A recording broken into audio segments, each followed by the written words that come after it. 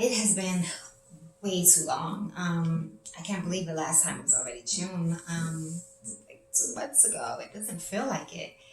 A lot has happened since then. I'm sorry that it's taken so long for me to update you guys. A lot has happened since my last video, but I will say the easiest way for me to send out videos is if you all subscribe, and that way you get notifications, because sending it through Gmail and the mass group email that I've been doing isn't so easy because I can only do it from my laptop, and so I'm not always on my laptop.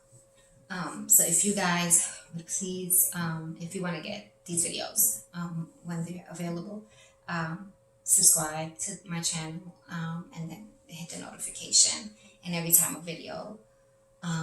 upload a video, immediately you get a notification and you can watch it. So hopefully that'll help you. It'll help me because this will probably be the last email that I'll send out. Anyway, so since we last talked in June, I did mention that my tumor markers were going up a little bit. Well, they have since gone up quite a bit. June, they were at 142 and 176. They've since gone up to 215, 245, and then 258, 283, then 486, 441, and this most recent one last Friday was 770 and 728. So from the one on July 27th, the ones when it was at 400, they decided to move up my scan from August 17th, which would have been next Monday, to last Tuesday. So I went in and had my scans done last Tuesday, and it came back that it has progressed in just about everywhere. I will briefly just read what the report says. Again, they group it by areas of your body from the top down. So head and neck says they found right lobe of the thyroid gland that used to measure 4.31 measured at 2.4. Now for this, it was interesting. My oncologist says that typically breast cancer cells do not travel to the thyroid glands, and the small chances when they do, 90% of the chance they don't, so 10% of the chance that they do, they're either benign cells or they actually sometimes dissipate on their own. So he's not concerned about that. They're going to keep an eye on it, and it doesn't even cause any problems to me at this stage. And so that's the least of our concerns. So we're not going to focus on that right now, but we'll keep an eye on it. So it's in the head and neck area, down to the thoracic area, which is your lungs. There has been progression of medicinal antennopathy. All the sizes have basically gone bigger. There has been progression of a nodule in the left lower lobe adjacent to the major fissure. That's part of the lungs. And now down to the abdomen and pelvis area, there has been significant progression of hepatic metastasis for nearly the entire liver, parenchyma involved with tumor. And those have also grown in sizes as well as in numbers. The bones and bone marrow, there has been significant progression of ocellus metastatic disease. So my iliac bone, my ischium, that's it. And then extensive abnormal FDG localization is seen throughout the thoracic and lumbar spine, as well as multiple ribs and scapula. So that is basically everywhere. It has progressed. So that means obviously I'm not going to be on Zolota anymore. The last time I took it was last week. This would have been my week off. So our next step, I have exhausted hormonal therapies, because there's different types. There's hormonal therapy, target therapy, and chemotherapy. I've exhausted all the hormonal therapy medicines and the chemos that are in pill forms, which was this Zolota. So from now on, I will be taking, the only thing that are left are chemo that are in infusion form. like I had before, which is intravenous through your blood veins, and it will go in through a port. So I'll have to have a port put in again. And I'm scheduled to do that next Wednesday morning, but I have to get, of course, and most people know that now with COVID-19, you have to get tested before you have any kind of procedure. So I'm waiting for them to call me. They want to do it at GBMC because they get it quicker as opposed to me going to any location. So I'm waiting for them to call me so that I can schedule my COVID test at GBMC and then have my procedure to put the port in next Wednesday. And a little tidbit of information. So last time when I had the port put in, they did a local anesthesia because they try not to give you anesthesia as best as possible.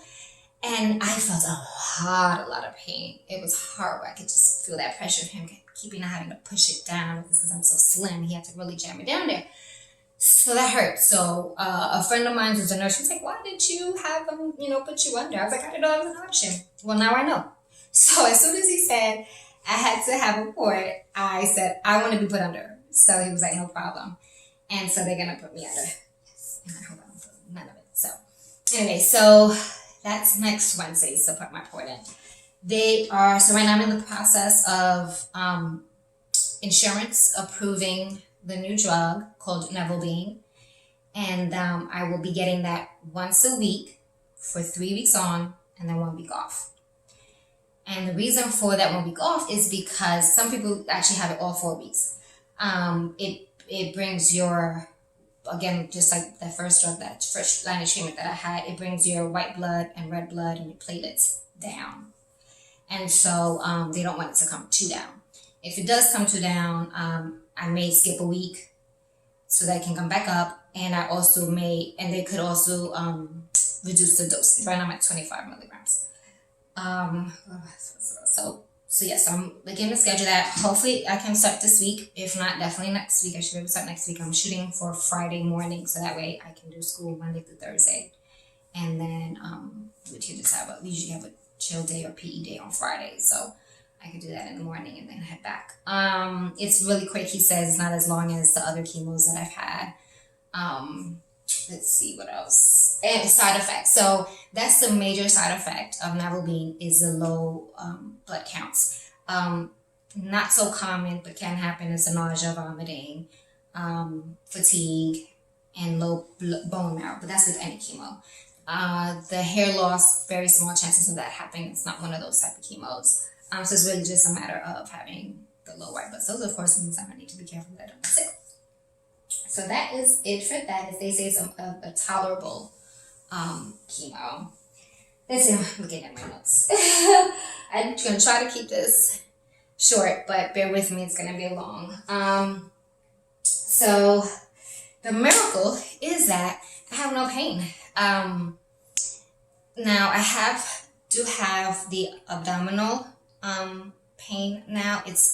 I'm able to manage it with how I eat. So what happens is my liver is starting to enlarge because of the tumors.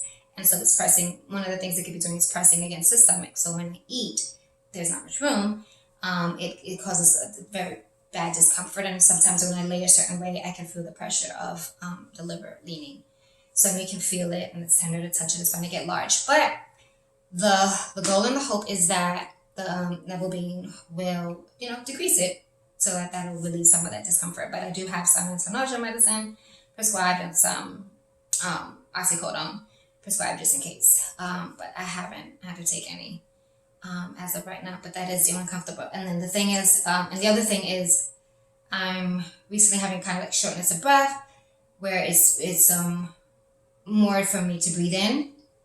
I try to take long breaths out. And he said that's probably because of the tumors that are in the lung. They're compressing and there's not as much room. Again, the medicine, if it decreases those tumors, then my airways can open. I can breathe better. But there's nothing wrong with my breathing. It's harder to breathe. Like the shortness of breath. So that in of itself, and the fact that it is nearly the entire liver with tumor, is a miracle in and of itself. And I really attest that to God's perfect timing. I could be in so much pain. Things could be so much worse as far as my liver failure. And it's not. And so I trust that he's in total control of what happens and when it happens. And so I am very thankful that as of right now, I'm in no pain and I'm going to enjoy it while I can, because when it does happen, that's going to be bad. So that is a praise report right there. Let me see what else. So the signs of failure for my liver will be jaundice, where your skin kind of gets yellow and your eyes can get yellow. He saw no symptoms of that, and the way they'll monitor that is through blood work with the bilirubin count, if it gets too high. And so right now it's in the normal range. So the numbers for this liver function, those are getting high, but right now they're okay. So we're basically at a point where we're looking at how my body is functioning and responding, which we've always been doing, but now it's, it's progressively getting worse. So we'll try this, and then with this chemo, scans will be done 2 to 3 months. 2 months if my tumor markers are going up, and 3 months if they're being stabilized, go down or get stabilized. So we're looking at like October or November for my next scans. So that is that for that. And the great thing was, when we had the appointment, so I'm sorry, I had my appointment with Dr. D yesterday afternoon. And so Brian zoomed in on the meeting, and we were talking with Dr. Dunnigan, and it was great because we were able to share our peace and our trust in the Lord and how he's in control. And Dr. Dunnigan was almost like speechless. Like he wanted to say he's having seen, cancer patients that are looking at death so often, to see people, so grounded and he said was in having a foundation in God. He said, this is nothing but God. And so to see that the unbeliever recognize that was so good to witness. And that is nothing but the Lord. It is not my strength. It's nothing special about me. It is all Jesus.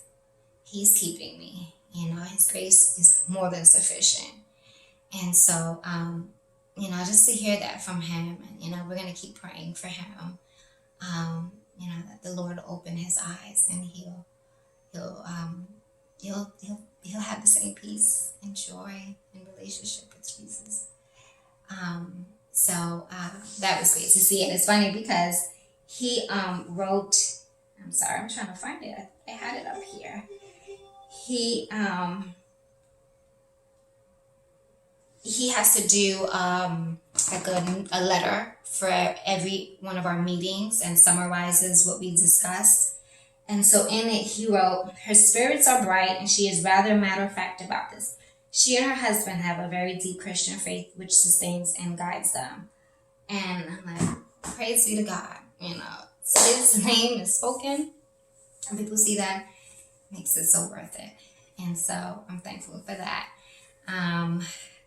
So let's see, I think that is all, really. It's not too bad, 13 minutes. So really the next thing is, like I said, getting the approval for the drug, scheduling that, getting the port put in, and then my weekly appointments. So I will definitely keep you posted on how it goes with the COVID test and getting the port put in. Maybe I'll do a video. I'll probably do a video on my first chemo session, and I can see that live. I'll be sitting in my chair with my report. And it's so funny, real quick, because the other days, like 3-4 days ago, I was like, I bet you he's going to say that the next drug I'm going to have to take is through infusion. And I didn't want to get a port put in, again, because the pain that I felt the last time. Once it was in, it's fine. It's no problem. It was just getting it in. And I was like, I was going to tell him that the first time around, I'm not going to get the port put in just in case it doesn't work. And then if it works, then I'll get it put in. And I told him that, and he was like, well, since all the drugs from here on out are going to be infusion anyway, does that make sense? It's better to get it done. So I was like, oh, okay. But what I'm so thankful for is that God prepared me for that even before my appointment. So I'm not angry that I get to put it in. Did I want to put it in? No. Am I thankful that I get to be asleep? Absolutely.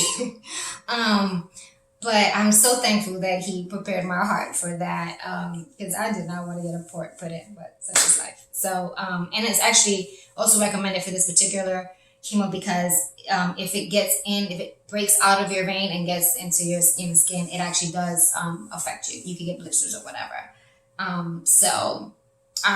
The first one, if I actually get it done this week prior to getting my port, it will be through my vein on my arm, and that'll be fine. But then from then on, it'll be through the port. So that's a funny tidbit. And I really think that's all. So thank y'all for sitting for 15 minutes and listening to this. Thank you for praying. Please continue, ask questions. I'll gladly give information and look some stuff up for you if you are curious about any of this stuff. And yes, subscribe and get notifications, because from now on I will just be uploading. It's so much quicker that way. You can get more regular. I can do more regular videos and reset them because it's just sent right there. So, all right, love y'all. Talk to you later.